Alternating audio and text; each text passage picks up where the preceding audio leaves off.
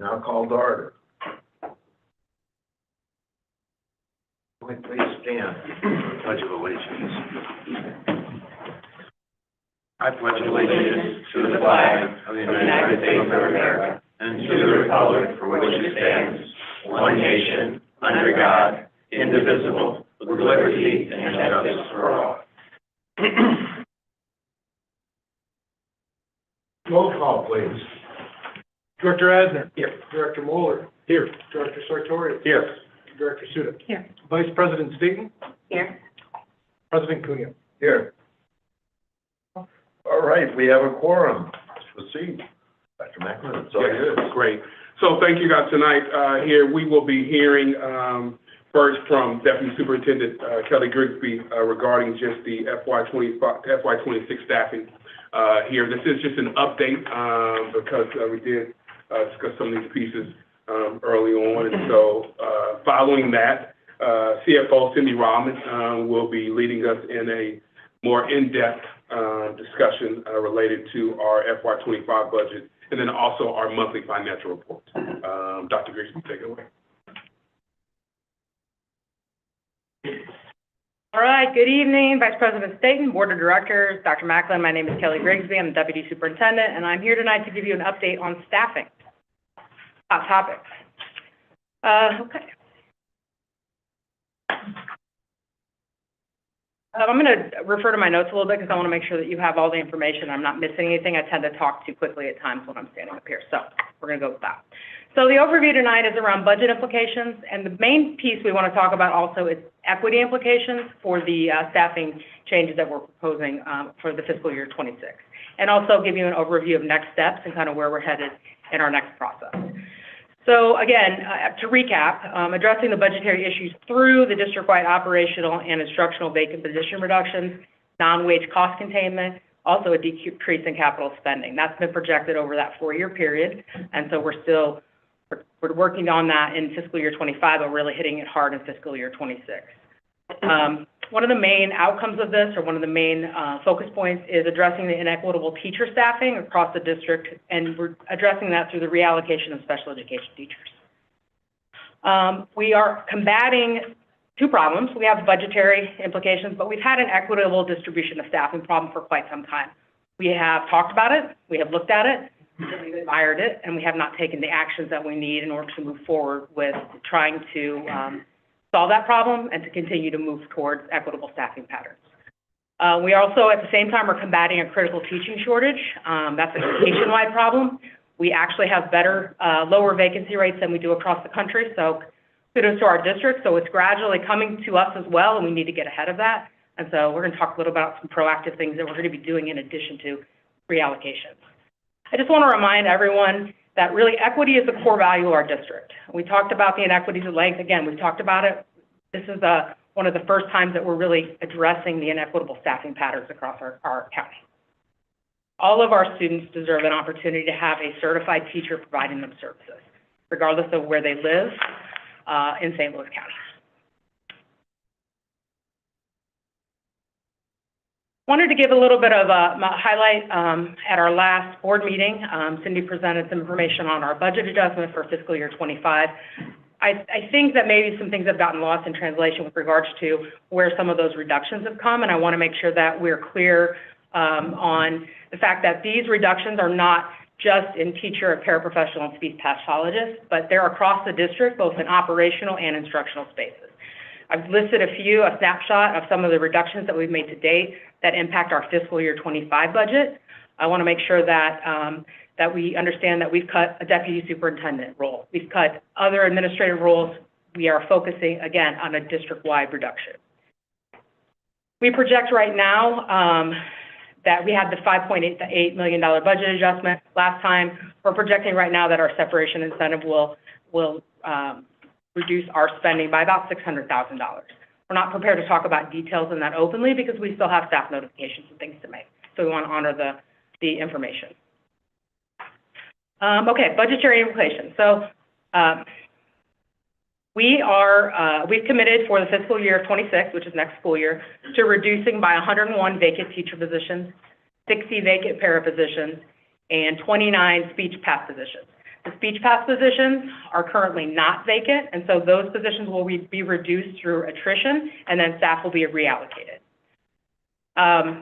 So just to give you a little bit of insight into how those decisions were made, so we have 22 districts, and quite frankly, right now we're presenting services in 22 different ways. And so we are working through our CSIP team to look at equitable programming, equitable services.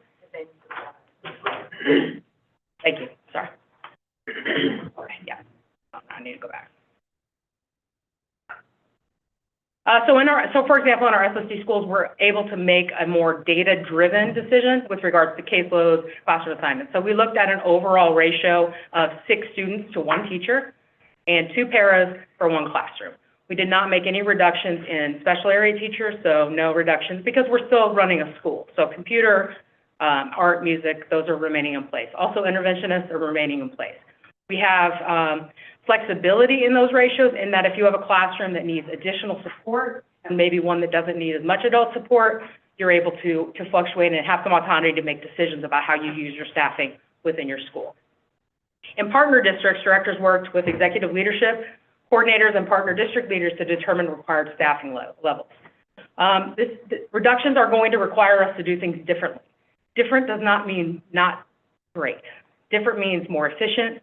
Different means more thoughtful. Different means really examining the quality of the services that we're providing.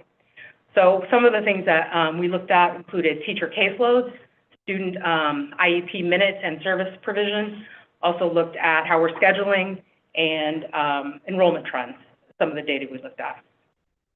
I mentioned the work we're doing with our CSIP team around really focusing on what do students need, what are best practices in programming, how do we move towards making sure all across the county we're implementing services in a way where if you move from Rittner to Hancock, the services you're receiving according to your IEP look the same. So that is another piece of the equity work that we're doing through CSIP 2.1. All right. We have 100 vacancies to reduce. So when you're thinking about this, you think about positions are what we're reducing by, but those positions, some of those positions have people in them. So we're reallocating people, reallocating our resources into places where we do have vacancies. So just to give you an idea of the process, we had to pick a stopping point to determine where we were going to move forward from with data. So we decided that the December 31st retirement notification incentive was a good date for us to move forward with regards to vacancy counts. So on that date, we froze everyone's staffing. So at that time, we looked at how many teachers they have, how many vacancies they have, how many reductions they have, and how many, and did a snapshot. And so in that, you have some districts that had no reductions. I think 4 districts that had no reductions of special education teachers. They could not make any reductions. You had a bulk of districts that had reductions but had enough vacancies that they were not going to have any people moving from their district. And then you have that group that have more people than they have vacancies. So that's where we talk about reallocation. Those are the people that will be reallocating into those 7 districts that we're going to talk about in a second. So we really base this information on vacancy rates. So when you're thinking about our district-wide vacancy rate, it's around 9%. On January 1st, without reductions, it was at 9%. When you take the reductions, it goes down to about 5.8%. We in our district have vacancy rates at partner district levels between 0, so no vacancies, up to a 23% vacancy rate. Yeah, that also impacts how I feel about things too. So we decided that the best way to handle this, the reallocations, were to calculate the vacancy rates, and any districts that had vacancy rates higher than the district average would receive reallocated staff, and that's 7 districts. So we have a graphic for you. These are the 7 districts that will be receiving reallocated staff. So Florissant will be receiving 5 reallocated teachers. So if you look there, for example, scenario on, I should say 1/1/25, the vacancy rate in Ferguson-Florissant was 11%. That means that 12 of their, it was 11%.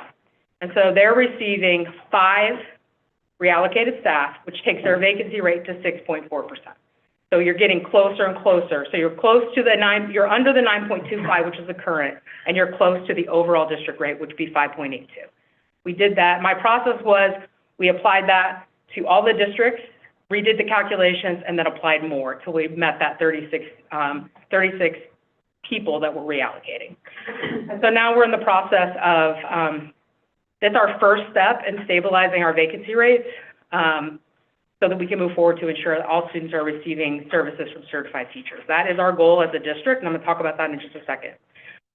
Some of the things that we're doing to ensure that, in addition to reallocations, is we are revamping our hiring process. So we will be, teachers will be hired as special school district teachers. And then once they're hired, when they meet the criteria and the interview, we have an interview team, they're hired and offered, and then we'll be placing special education teachers based on vacancy rates. So tomorrow, Rockwood could have the highest vacancy rate in the district. And if that's the case, then the teacher we hire goes to Rockwood.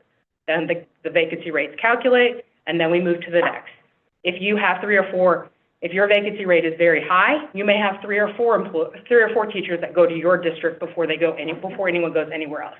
So the only way that we can really do that is a rolling vacancy rate. I do want to be clear that we will have to look at reallocations every year. This is not a one-time thing. It's part of the process that we're going to have to continue to look at in order to make sure that we're servicing students. So in addition to revamping our hiring process, we're exploring partnerships with international teachers, and we're also looking at, we have partnerships with universities to try to increase the number of applicants. We have that piece. And then one of our biggest assets is to retain. We need to retain our teachers, like through benefits, through compensation, through professional development, through resource access. So while we're reducing as a district, we have to maintain high quality services, maintain a commitment to rewarding and consistent pay and benefits so that we can retain the staff that we have. We are a great gig. We are a great organization. We have some change going on right now. I understand that, but we still have a lot to offer as a district. This is the place to be if you want to be a special education teacher. Okay. What stops, we've got 36 teachers being reallocated, it looks like. And then we're going to fill those in with the newest teachers. You're saying that if, for example, Riverview Guards, they're 23.21, so they would be teachers. Well, after we allocate the teachers to Riverview, 10 teachers to Riverview, then we will be looking at current vacancies of 3, which takes their vacancy around to 5.35. Now, obviously, that's a snapshot on January 1st. Since January 1st, we could have had retirements and resignations. So that's why we're going to reallocate these 36, and then we're going to be using the hiring process to re-rank the vacancy rates, and then Riverview may get the first teachers. It depends on where their vacancy rate is. I just don't want to see all the new teachers or all the teachers with less experience. I'm not saying better or worse, I'm just saying the teachers with less experience to go to our districts which may have the greatest problems. Well, I would say this. We have a lot of resources within special school district to support new teachers. I would rather have a new certified teacher than a sub in those classrooms. And so when you're looking at the 36, because we've had a hiring pause for the last several months, every one of those teachers that's being reallocated would have at least 1 year of experience. And so in your smaller districts where your vacancy rates are more stable, if we're reallocating out of Kirkwood and they have low teacher turnover, you're going to have a more senior teacher. So depending on the seniority rates within that partner district, you may have a more experienced teacher moving to a high needs district. I think, and I'm with you, Dr. Munoz, I was thinking the same thing, but if I'm understanding this correctly, so these reallocations are all experienced teachers, right? And so at that point, if we stop from the December 31st, we're talking about a more balanced vacancy rate, and so then it should be pretty equitable with assigning new teachers if we get those new teachers. Yes, and vacancy rates are very responsive to size of district. So if Valley Park has 1 vacancy, their vacancy rate is going to be significant, whereas if Hazelwood has 1 vacancy, the vacancy rate is going to be less. And so when you have that, it's easy. It's still difficult, but covering and supporting staff and students in a larger district, you have more options with regards to reallocating within that district than in a smaller district where you have less teacher level. explain to me, just so I understand. Sure. If we relocate a teacher, is that based on seniority? So it's a couple different processes. We have an involuntary transfer process, and we met and collaborated with the union on this process, so they're on board. So our involuntary transfer process asks for volunteers first. So if you're in a district that has staff to reallocate, the directors are meeting with all teachers in that district and asking for volunteers. Volunteers will make their volunteering known by the end of this week. The plus for volunteering is you have some say into where you're going with regards to choice. So if you have the highest seniority of the people that volunteer, you get first choice on the 7 districts that we're reallocating to, and we'll move down. If we do not have enough volunteers to cover the number of reallocations, we move into more of the second part of the involuntary transfer process, which is you look at certification. All of our staff have some level of certification, whether it be special ed, temp off, whatever, provisional. So that's off the table. Then you look at program needs. So if you have a specific program, let's say you have a self-contained classroom for students with autism, that teacher's been there for a while, that's their jam, they're really good at it, and it's what students need, then that person would stay and we'd move to the next person. It's district-wide, SSD district-wide seniority within the partner district that we're reallocating from, or SSD schools. So for example, Southview has 3 reallocations. 3 teachers are being, within Southview, the 3 teachers with the lowest seniority, if we don't have volunteers, would be reallocated to one of those 7 districts. Oh, yeah, this makes perfect sense. Would it be possible, I love your one, you do this, then you do this, you do this. Could that also, just a very short thing, given to all the board members in case we get questions on that? Sure. Absolutely. Thank you. That's easy to pull together. We have all that written down. Do you have a question? No, not yet. Not yet? Okay. So prepare, it's coming, is what you're saying? I'm ready to Okay. Yeah, thank you.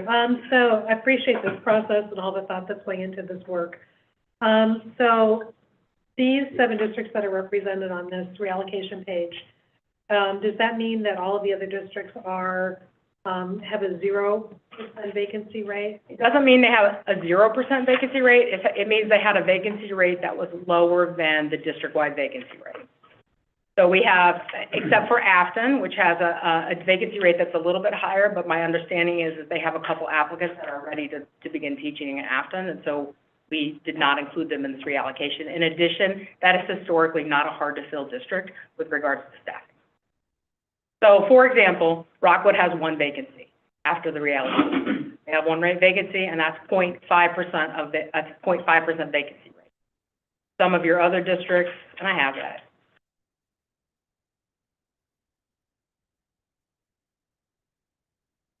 So, Ferguson Florissant would still be sitting at about 6.4% vacancy rate. Hazelwood about 7.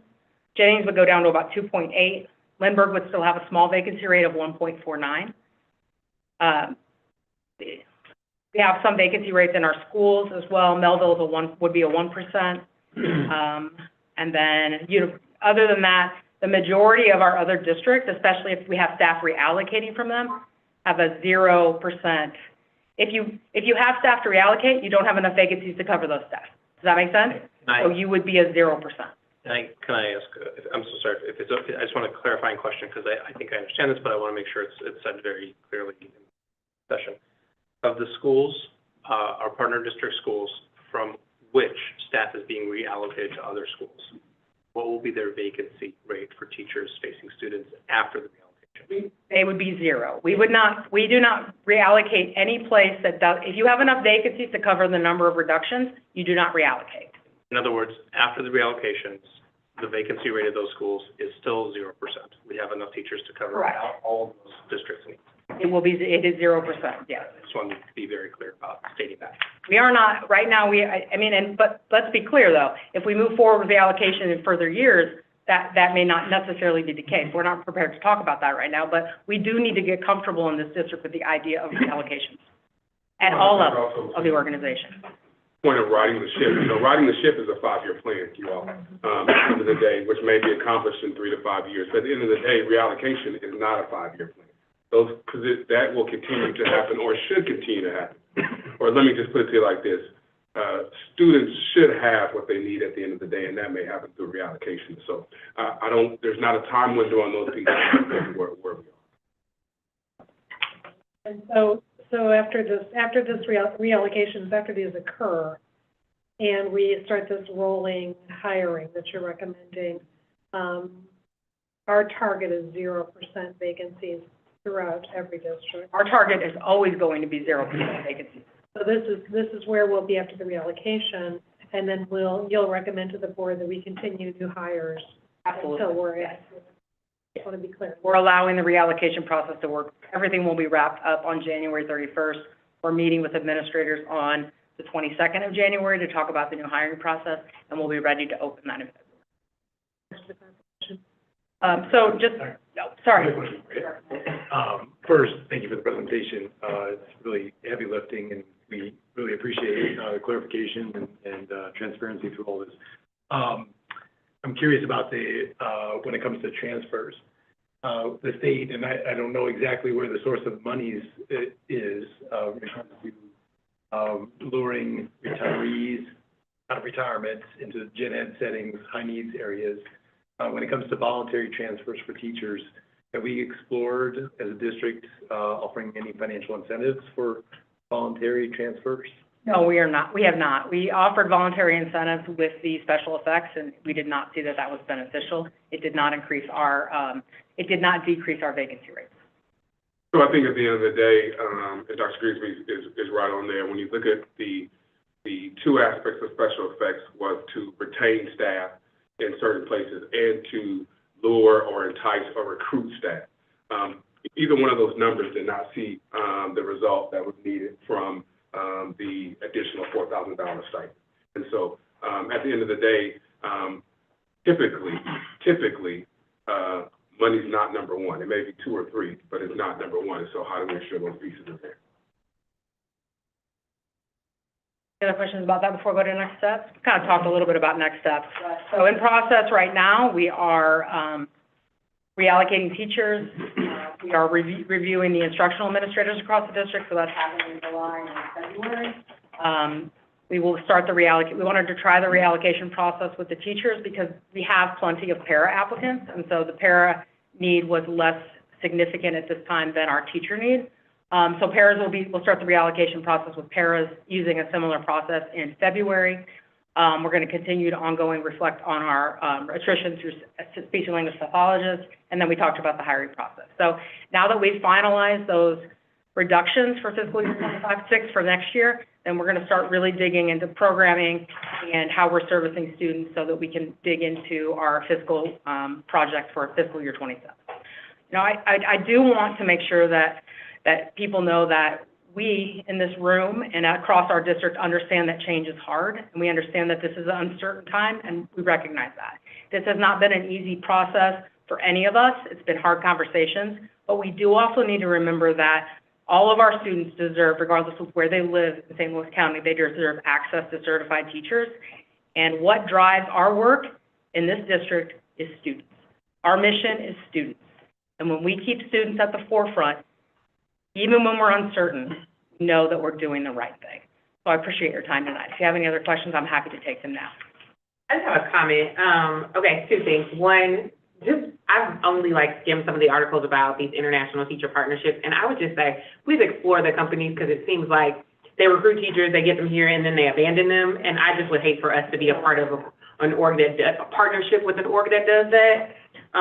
Two, I think that the transparency of this has been so insightful. Thank you. I think it's one thing to be honest. It's another thing to be transparent. And I just think it makes folks, it puts us in position for people to continue to trust us in the work that we do. It seems clear and concise. I feel like I can have this conversation with my peers on the governing council very clearly, and there have been a lot of questions from them, so I feel confident that I can do that. This is also just truly equitable, right? Like, it's very clear as to kind of who gets what they need, when, and how, and why, which I think has been missing from our district for a while. And my hope is that this level of transparency and equity lends itself for us to have more trusting relationships in partner districts. That's what I'm planning to lead with when I follow up with my peers, so thank you. I feel like we've been super transparent. People don't love the information. We don't love delivering it, but we have an obligation to be transparent. We've also stuck to our deadlines. When we made a commitment to move forward and have this process implemented by the end of January for teachers, we will meet that deadline. And it's important to us as a leadership team and to, I'm sure, the board, that we do what we say we're going to do. Thank you. You have my full support with this process. I just want to say that. I think I said this last time too. I know I've been asking for data about what's going on for partner districts and why we are told over and over that some districts are seeing more needs met than others. Seeing the data on paper, being told that we can do something about it, and I know I said this last time, shockingly can do this without reducing services in the other partner districts is mind-boggling. I'm very, very happy with what we're seeing. Thank you for trusting our process. I appreciate that. I also like to add, I truly think it was worthwhile when we analyzed what would be the number, what is the ideal situation, how many students an individual should have, all that. That started before this. And I think that was really important because that kind of gave the basis for decision-making here. Yeah, that work goes hand in hand with this work, absolutely. Dr. Snyder? Yes.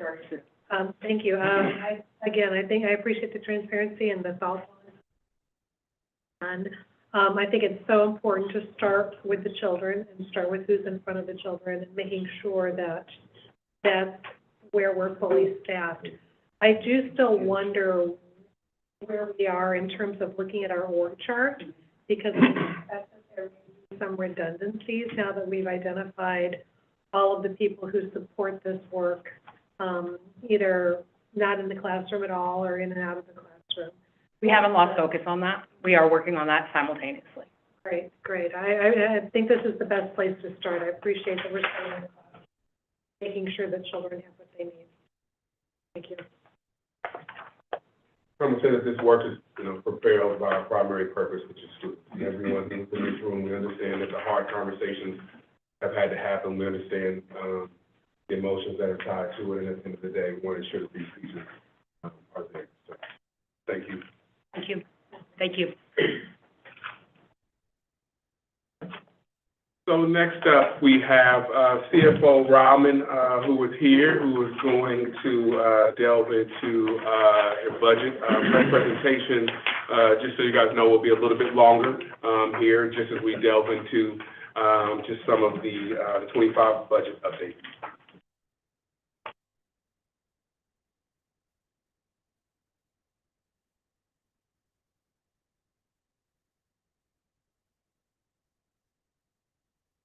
Good evening.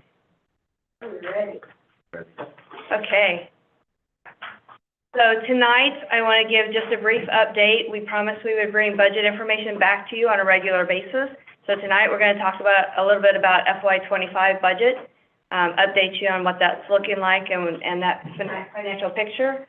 And then we're going to do a little bit of a deeper dive into the financial statements that you're receiving and will continue to receive. And so I just want to make sure that you guys understand what's being presented to you. You can ask questions, and we can have a good deep dialogue on what the financial statements are.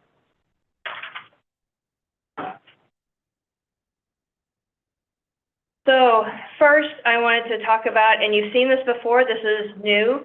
When we brought our first set of budget amendments to the board, it was requested that we provide some financial information. So this first slide shows the new summary of revenues, expenditures, and changes in fund balance.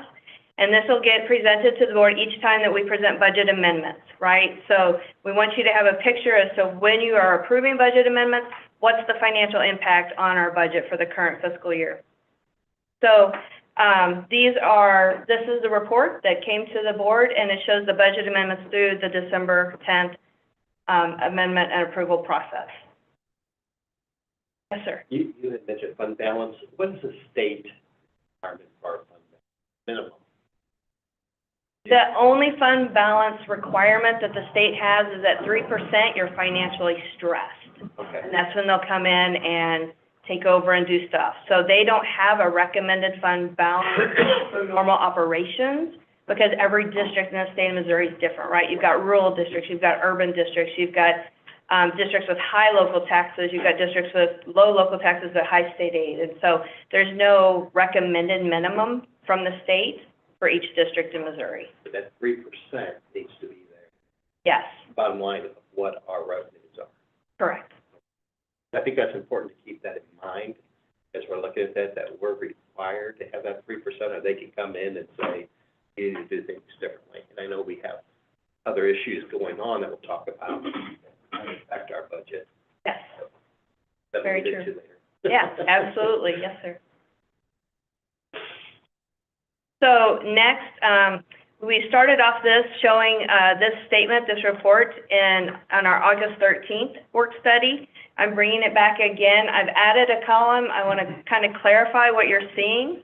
And so this is the FY25 budget report for all funds, right? So our district has 3 funds that we represent: the general fund, the special revenue fund, and the capital fund. So this is all funds. And what I want to draw your attention to is the first yellow column, the far left yellow column, is the adopted budget that was approved and adopted by the board and the governing council in June of 2024.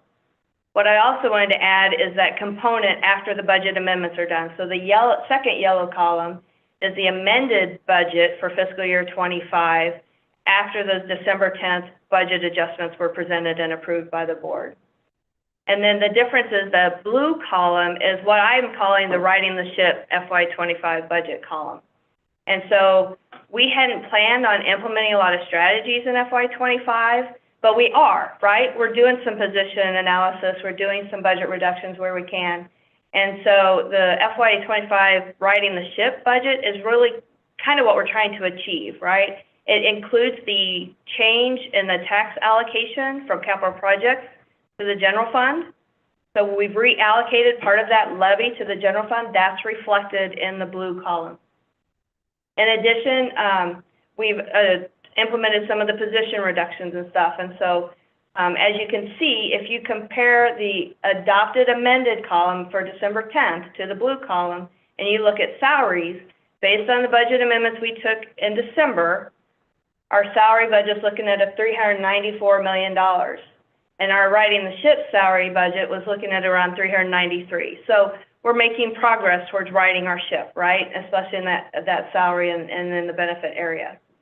So I just wanted to bring this to you guys, kind of explain what the different columns indicate, why all the numbers are there.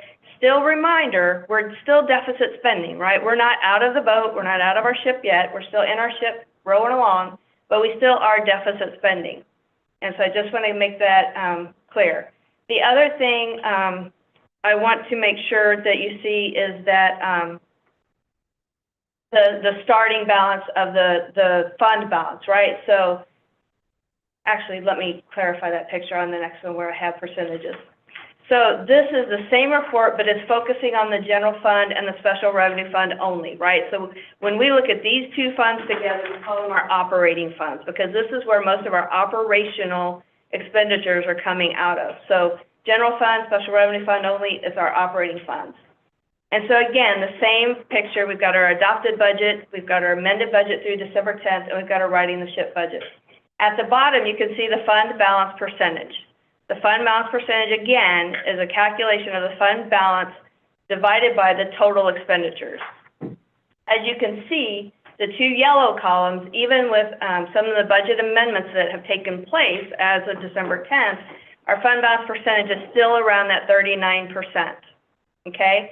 And the reason, even though we've made significant changes in our budget amendments, the reason that percentage is still about the same is if you look at the fund balance as of July 1.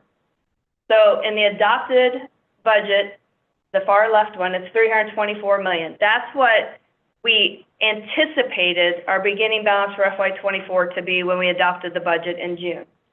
It actually ended up at $314 million, so it ended up less than the 324, right? So we're starting with a lower fund balance. Even though we've reduced expenditures and stuff, that's why we have about a 39% fund balance percentage still, okay? So we've reduced expenditures, however, our fund balance started lower, so that kind of offset. If we continue going down the path, the righting the ship budget in the blue column, we can improve upon that fund balance percentage almost up to 42%. So, again, still maintaining, still looking at this as on a monthly basis, just kind of gauge where we are, but wanted to show you from a general and special revenue fund perspective what our fund balance is doing, what it's looking like, even as we continue to make improvements in our budget picture.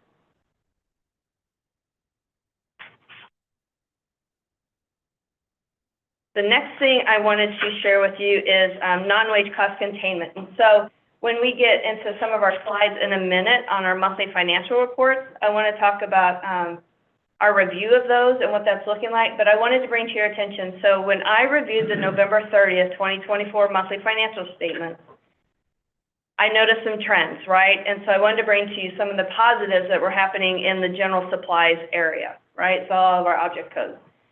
So a lot of information here, I'm just going to kind of target on some and kind of show you. But I compared for various object codes what happened the prior year, so what happened in FY24 through the same period, through November, to what is happening in FY25 through November. And so general supplies, for example, we spent $1.4 million, or 52.6% of the budget in FY24. And we spent $937,000, or 28% in FY25. So that's a good trend analysis, right? $1.4 million to $937,000. We're spending less in general supplies this year than we did the prior year. 52.6% of the budget compared to 28.3% of the budget. That's a good trend analysis. We're trending lower in those expenditures.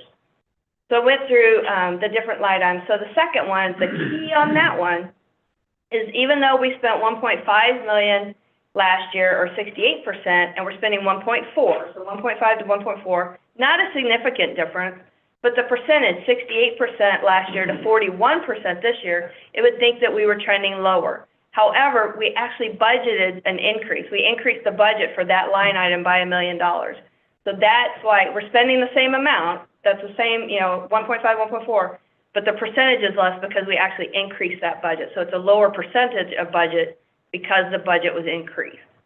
And so you can kind of go through the rest of the bullets. I won't read them to you, but so that's kind of the analysis I'm looking at, right? How are we doing? What areas are we trending positively in? Overall, when you look at total supplies overall in 6499, we spent 8.9 or 56% through fiscal year 24 through the period of November. And we spent 8.9 this year, right? So same dollar amount, but the percentage for FY25, 44% compared to 50% less because of those budgeted increase that took place of about $4.2 million. We increased the budget for those total supplies by 4.2. So overall, still a good trend analysis. If we're staying on par with our spending, right, and our budget's higher, then we still should come in under budget and we still should have a positive outcome, right? However, I'm just showing you supplies. Purchase services, having some differences, right? We're having some increases there. So hopefully our underspending of supplies will help offset some of the challenges we're having with our purchase services. Make sense? Are there any big expenses anticipated for supplies that just haven't come through yet, but will change this trend dramatically? So, so let's take electricity. I don't know what's going to happen the rest of the year with electricity. Right now, we're trending very positive, but, and I forgot to ask Kevin if our buildings were electric or if we had the different mechanism for our buildings. But if we have very, very cold winters, and if our buildings are electrically heated, then we could spike in electricity during the winter. So that could absolutely change. So those are the things I have in my mind. I don't know if, I'm not sure if technology has some outstanding things. For the most part, we tend to buy things early in the year for school year, so nothing is standing out to me from department heads at this point. There is a hearings going on for electric increases. Yeah. Going on right now. That's the hard thing, is trying to predict everything. I think what's really telling here is that we are very transparent. Where is our money going? And we're tracking it. And I think that's really important, where we're at, because if we are overspending somewhere, we can kind of say, okay, why? And then try to figure out, was that needed? If it's something we can't control, like electricity, okay, we could justify that and then maybe look at other things. So I really appreciate the transparency. Yeah, absolutely, thank you. It is a balancing approach, right? There are some things we are not going to be able to control. There are expenses. There are outside forces causing us to have increased expenses. But to your point, if those are trending upwards, then what areas do we look at that we can possibly reduce and help offset some of the things that we can't control? Yep, absolutely.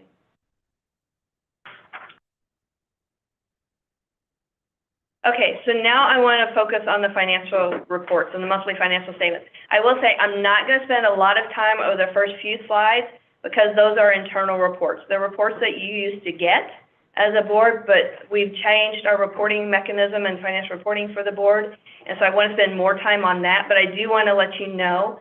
So as we talk about these reports, so this is the first summary of revenues, expenditures, and fund balances the board used to get. It's a moment in time. Again, these financial statements are through November, and it compares the prior year to the current year. We are still producing these. We're just reviewing them internally. So I get these each month, and I'm going through them physically to actually review it. So the first one, you can see this is the revenues for all funds for November 30th, 2024. And so I'm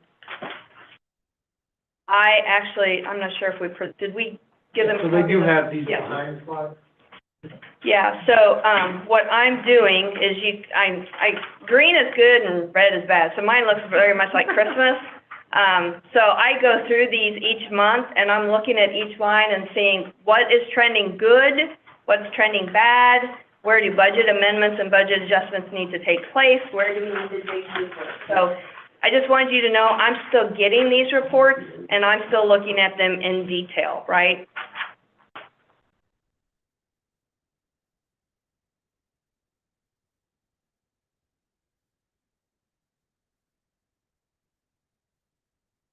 The same thing with expenditures. So these are 2 pages.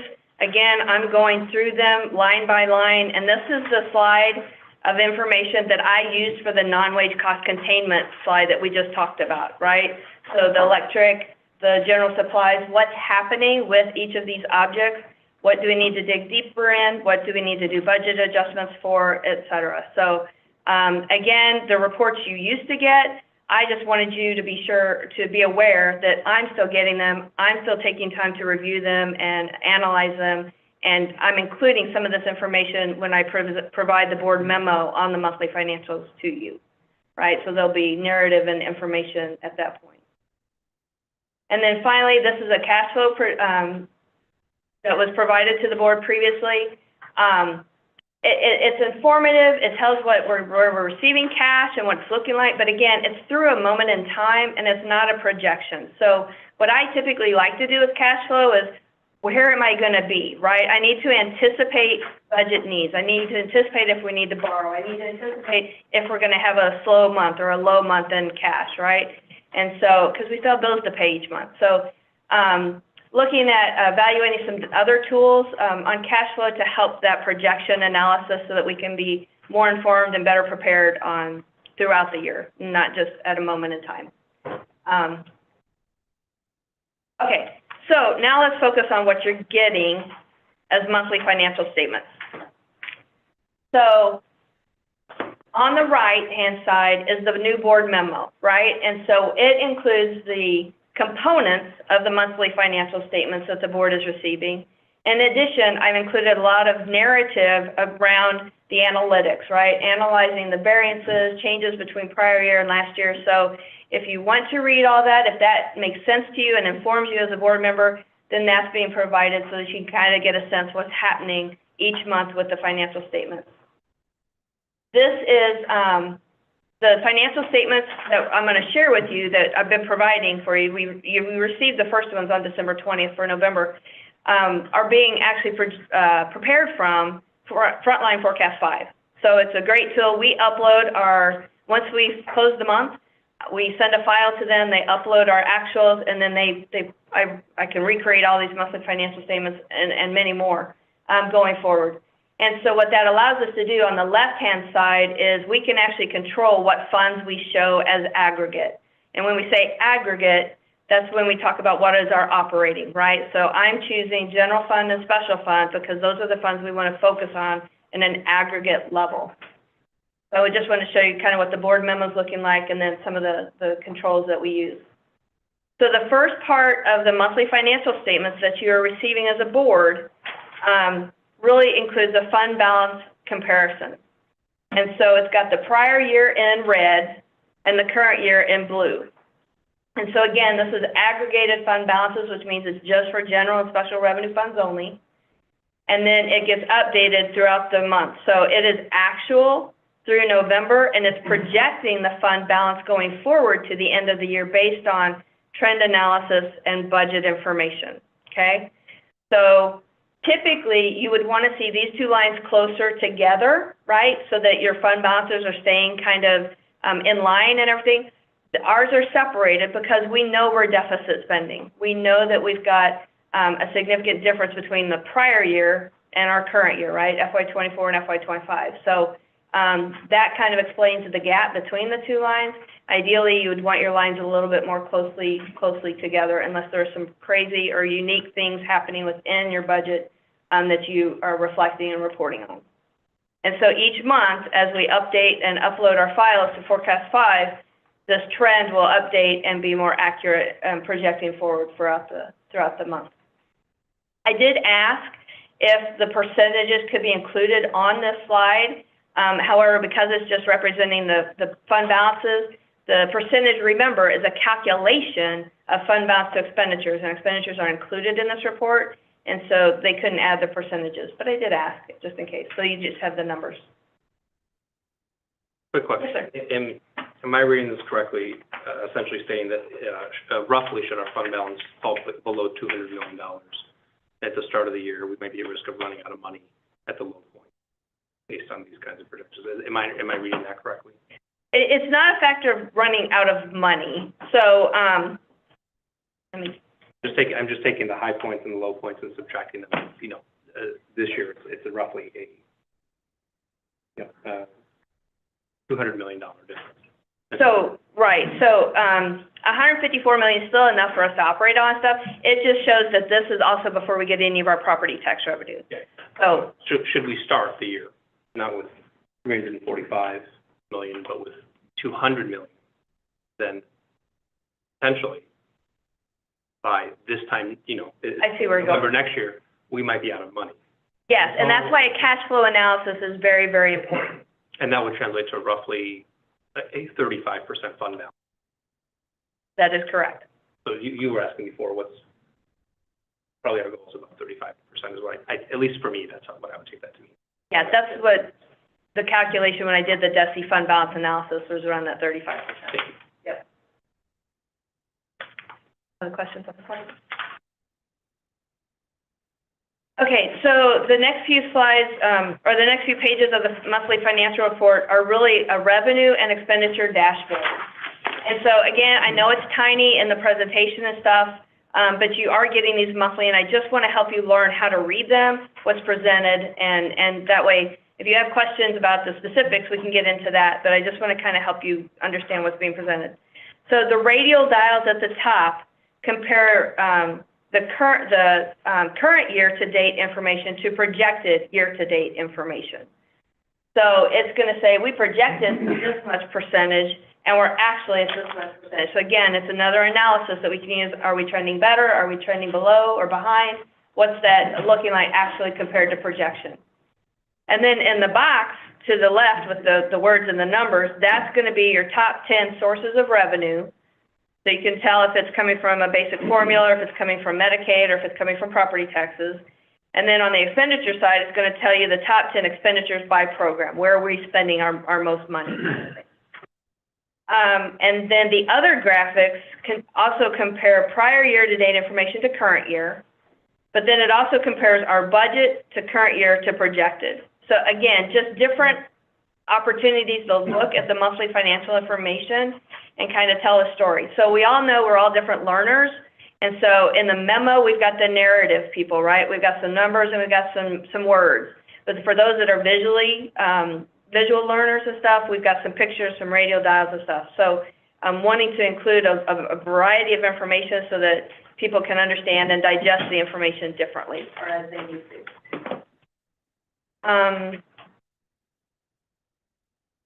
It's interesting as you are looking at these, it looks like transportation is our second highest source of revenue in the state budget, in the state, is that? Through currently, yeah, so like minimum guarantee, which is our basic formula, Right. money is 17 million, and transportation's coming behind it is 9.7. So we receive our, state money monthly, right, around the 20th, 21st of every month. And so we've been getting our basic formula, our transportation money from the state every month, right? We haven't received our property tax revenues until some in December, mostly this month. And so when you get the January financials, you're going to start seeing taxes, property taxes at the top, and then the others will fall behind. So based on the timing of the month, because we get our state money regularly each month, you'll see at least through December, probably the state revenues being at the top. I guess I'm just concerned because the rumors I'm hearing is that transportation might be on a glee block to some degree with Senate Bill 727. Right. We'll talk about that probably later on, but that's a huge amount of revenue we're bringing in. Yes. That could be reduced.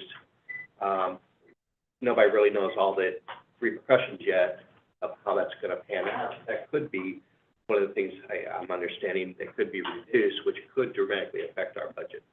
That is very true. So at least the funding part of it. So transportation, I think it's around $23 million for us, budgeted revenue.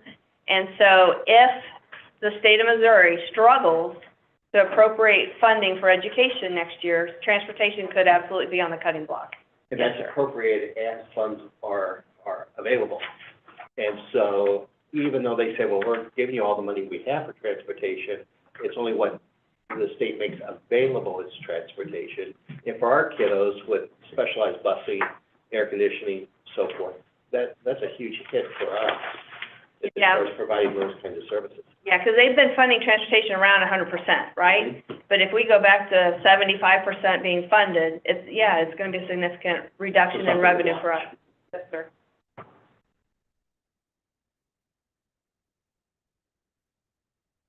Okay, so this next one is all funds. So what this is going to show you is the statement of revenues, expenditures, transfers, and changes in fund balance for all the funds. So on the left-hand side of this report, you're going to compare all funds for the prior year and the current year. So it's a nice quick snapshot through the time period. So this is through November. And then in the right-hand box, it's going to show the activity for all funds. So there's more columns in here because there are other districts in Missouri that have more funds than we do. But we, again, only have the general fund, special revenue fund, and the capital projects fund. So you can kind of see what's happening between the funds going forward. One of the things I want to draw to your attention is under the teachers fund, or the special revenue fund, you can see a negative number for the end of period, right? 161 million.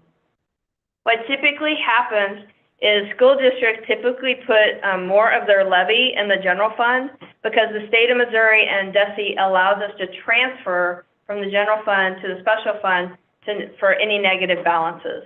So a lot of districts will put their tax levy in the general fund because it allows more flexibility for all of the operational expenditures taking place within a district.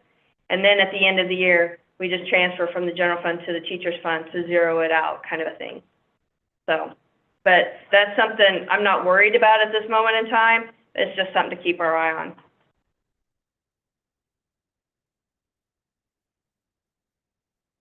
So this is the financial summary for the aggregated funds. Again, aggregate, and I'm going to keep harping on this. I'm sorry. I just want to make sure it sinks in. So the aggregated funds, again, are the general fund and the special revenue fund together. And this summary information, it shares the prior year to date and the prior year actual. So what that means is the prior year to date is through our period, through November 30th, right? The prior year actual is for the entire year. So it gives you a picture as to what happened through the period of the month that we're reporting on, and then what happened for the complete end of the year. And it compares this for both the revenues and expenditures. So you got your revenues at the top and expenditures underneath. Then we also can compare the current year to date. So again, taking that same time frame of November and comparing it to the current budget or the annual budget. And that allows us to see what percent of our budget we've received or spent in expenditures so far. So it's comparing the prior year per month through November to the prior year actual total, and then the current year through November to the budget, what we budgeted for the entire year to spend or to receive in revenues. And so again, it's just another analysis to kind of get a picture as to what's going on. So as you can see for November, the revenues were down about 1% and expenditures were up about 1%. So just more things to look at and pay attention to.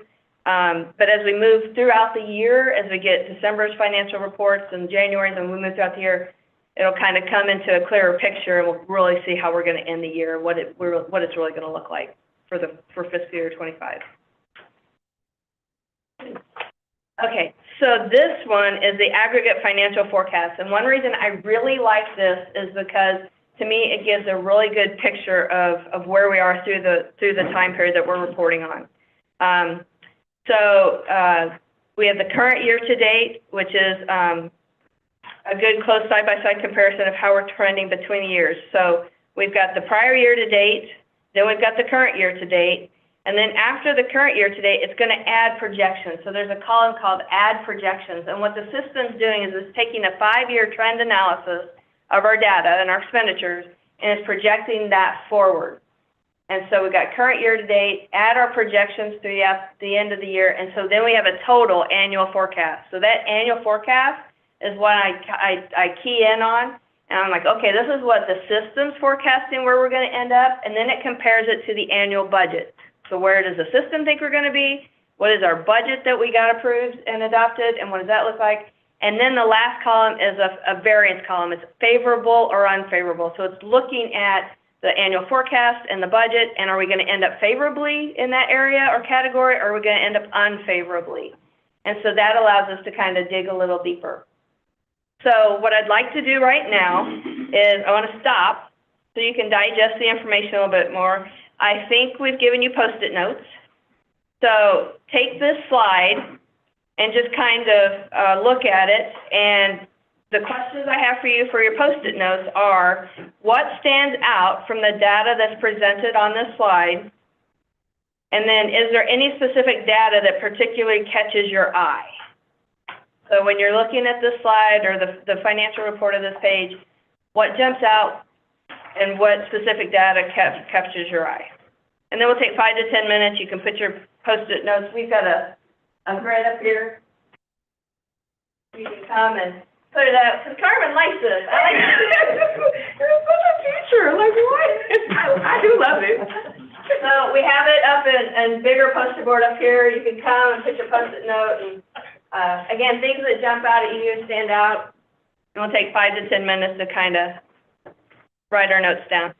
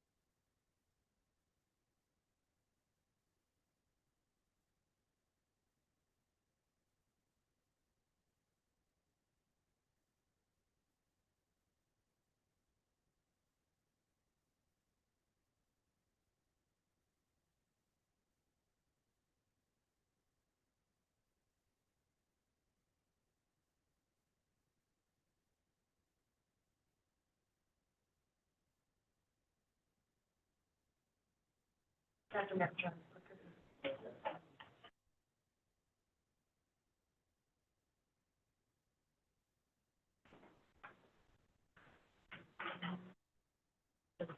you repeat the tag, or what stands out? No, I won't. Yeah, so what stands out from the data presented? Is there any specific data that catches your eye? I know, I thought, I gave you a nap. And what do you want? You need to put it here, put it there. I think you got, yeah, because you're sitting there. There you go.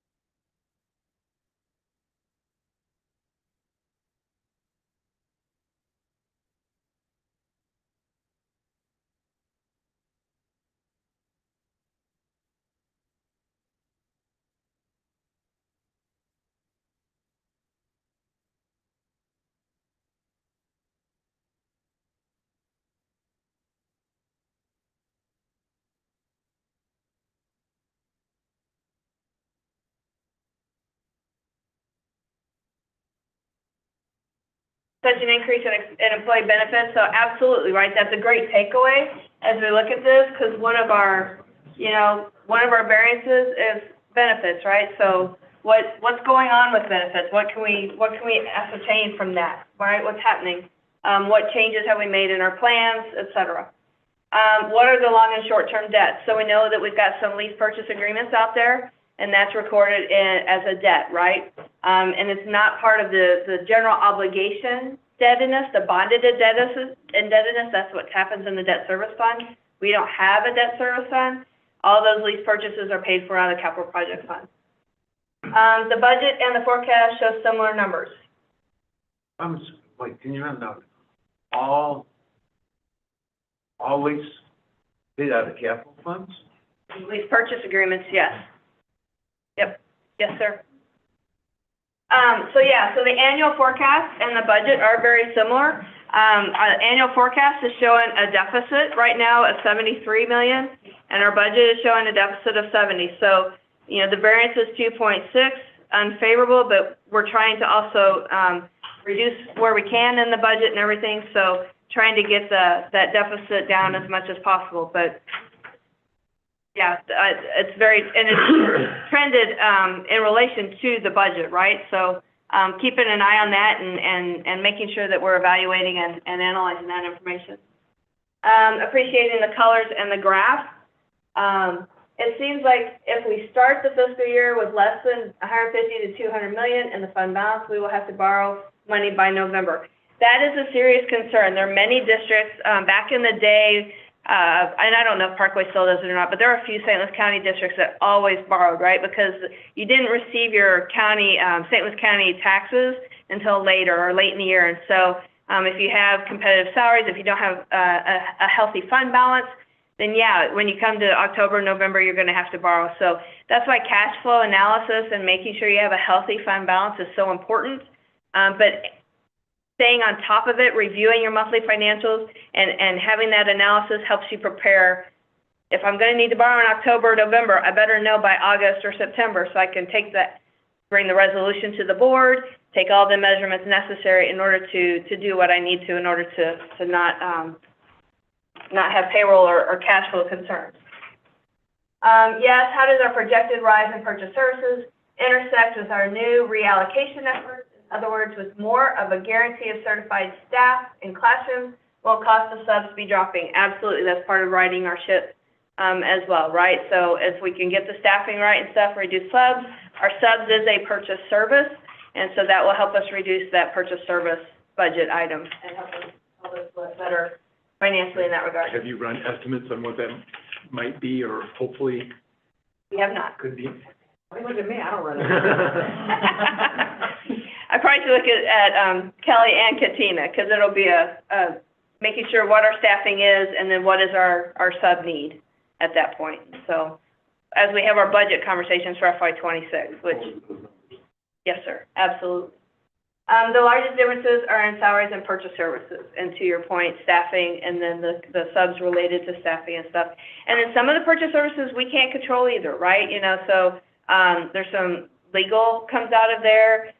The cost of doing business with purchase translation services, and some of those purchase services components, you know, we're kind of held hostage by what people are charging us or what, you know, what's out there. So purchase services a little harder. Can you remind me of what percentage of those purchase services are for subs? Do you have an idea?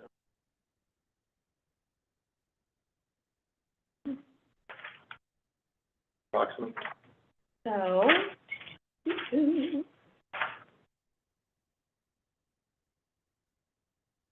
out of the total budget, I don't have the percentage off. I have what we spent, you know, through November, but we've got budgeted 17.6 million for that object area for subs out of the entire budget of 638.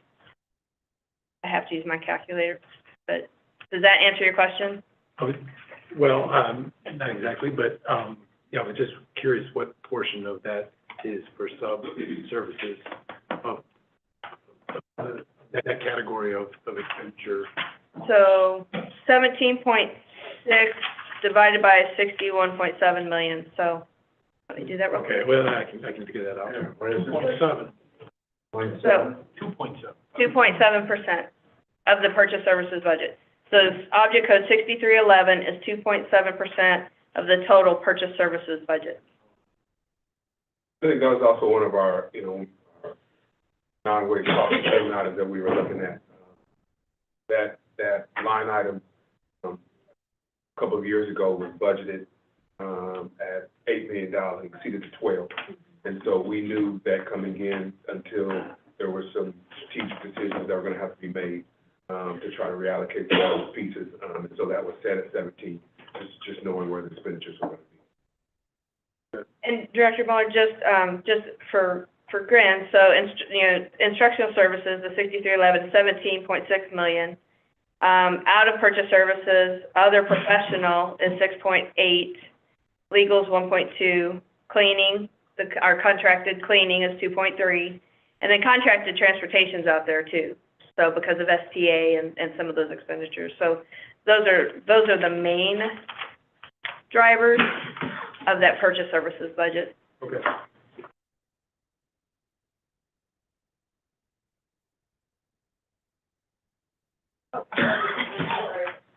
We are deficit spending, however, each year is projected at less deficit spending. End of projection seems to be around $2 million, which will hopefully lead to a positive budget. Yes.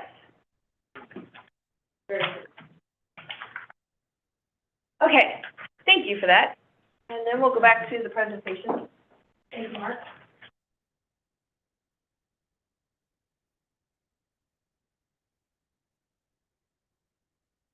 So I wanted to show this to the board. This is another opportunity. It's not included in the monthly financial statement, but it is another tool that Frontline Forecast 5 offers us, and it's what they call a guided analysis. And so it's something we could do in the future if it's a board desire, but if you were to click on that link, it takes us into Forecast 5. We go into the guided analysis. This provides a deep dive analysis right then and there. And so what it allows us to do right now is highlighted in the top right corner. You can see the different funds, and it's got all the funds highlighted. So it says our beginning fund balance, projected revenues, and budgeted revenues. So here's a high level, you know, our projected revenues are going to be 562, our budgeted revenues are 558. That's good news, right? Projected would come in higher than budgeted. But projected expenses, 637, and budgeted expenses, 632.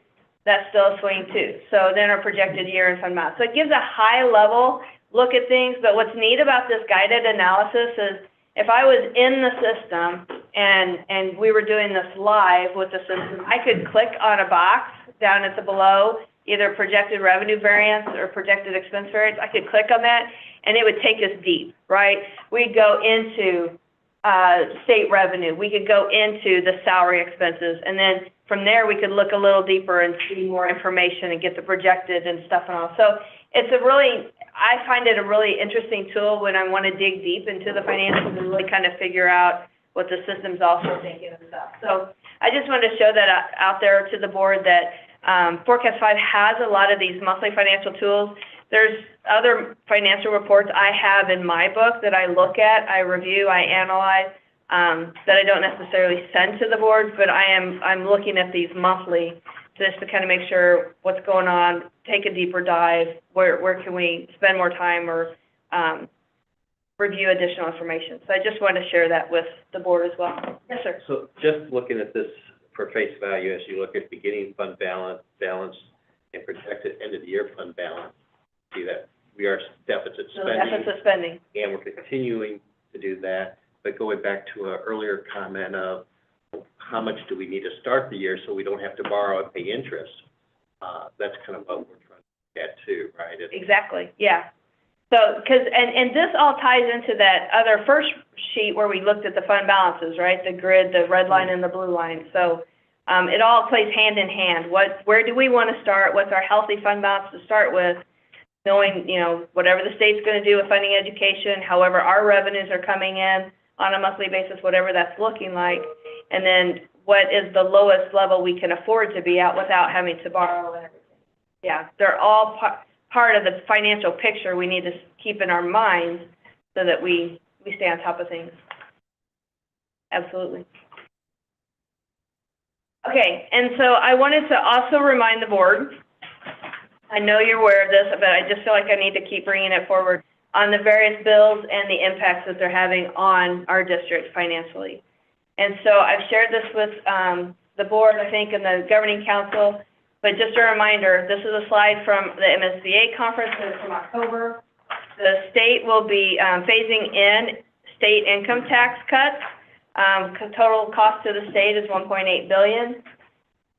Elementary, the ESSER money, right, the elementary and secondary school emergency relief money, that's gone, right? There's no more federal ESSER money. To get to the state adequacy target, so the current state adequacy target for this year, the current year we're in, is $6,650, $6,650.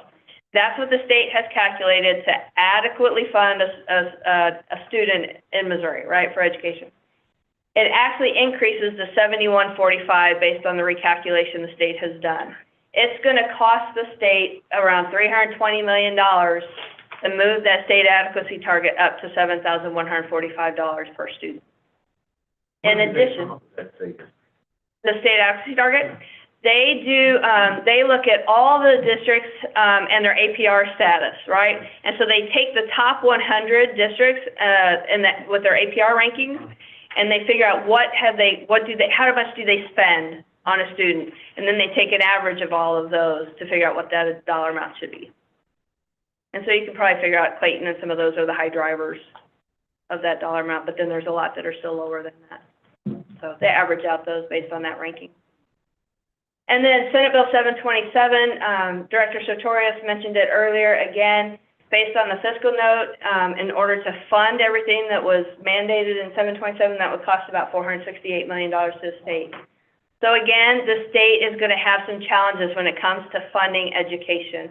And we just have to be reminded of that. We have to be on the forefront of that. And we have to advocate, right? We have to advocate for the state to fund us. And then just a reminder, again, Senate Bill 190 was passed. Senate Bill 756 kind of helped amend it, right? So Senate Bill 190 was passed in the 2023 legislative session, signed by Governor Parson. Governor Parson then allowed the counties to adopt a property tax freeze. I can't reiterate this enough. We do not know the fiscal impact of this. We just don't. It is completely unknown. So we were in a meeting where Director Smee, he's the Director of Revenue for St. Louis County, he did present and he talked about their analysis of Senate Bill 190 and 756.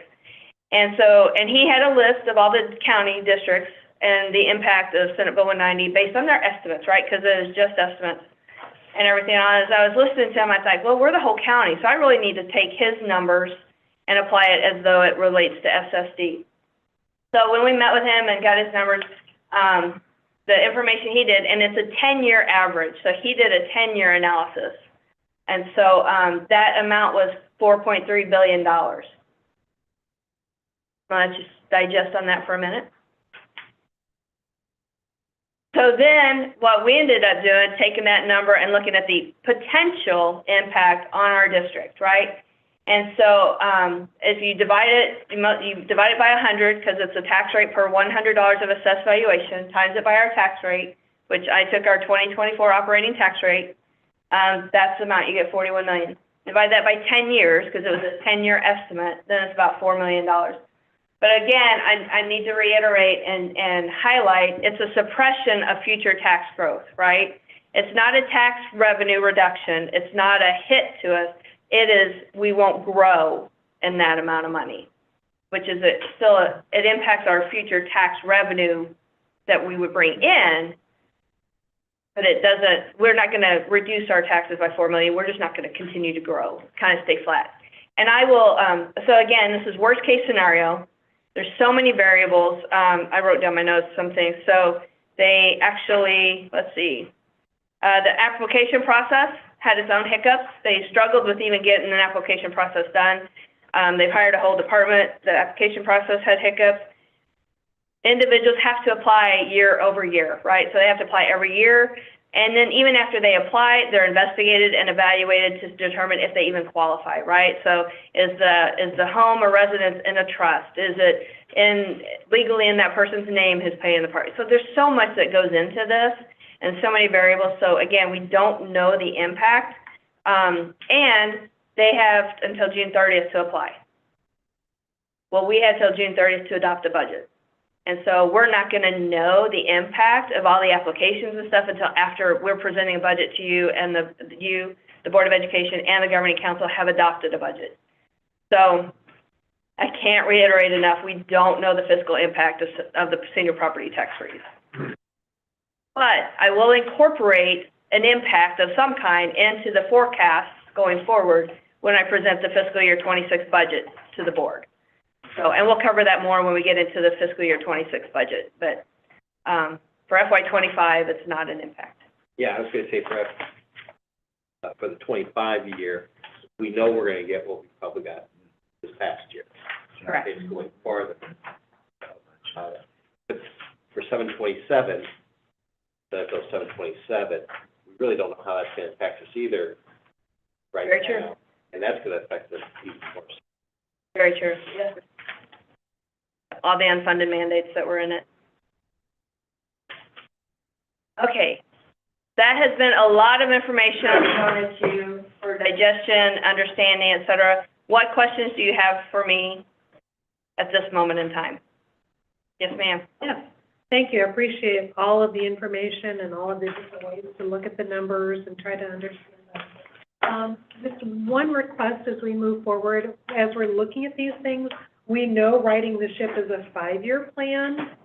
When you do in-depth analyses with us, could you also give us a 5-year projected sheet, because that will help us really see where we're going in the long term.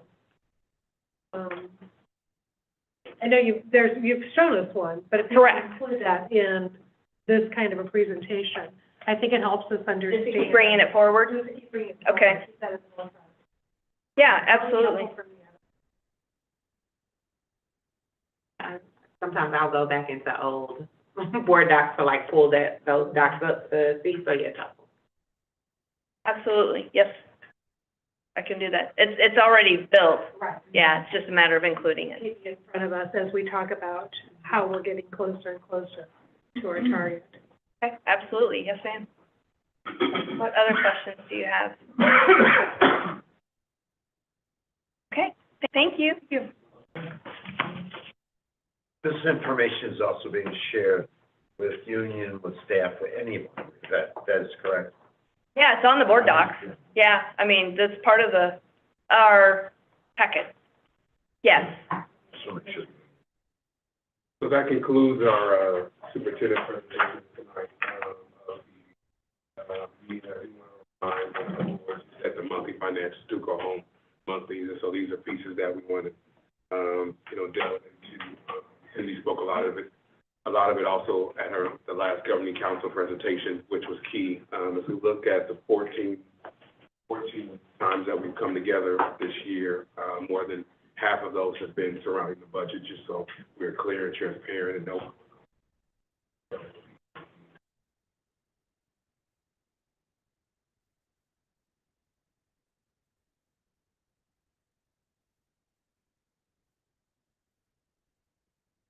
This, please, everyone, let's take 5 minutes and go into executive session. Do we need a motion?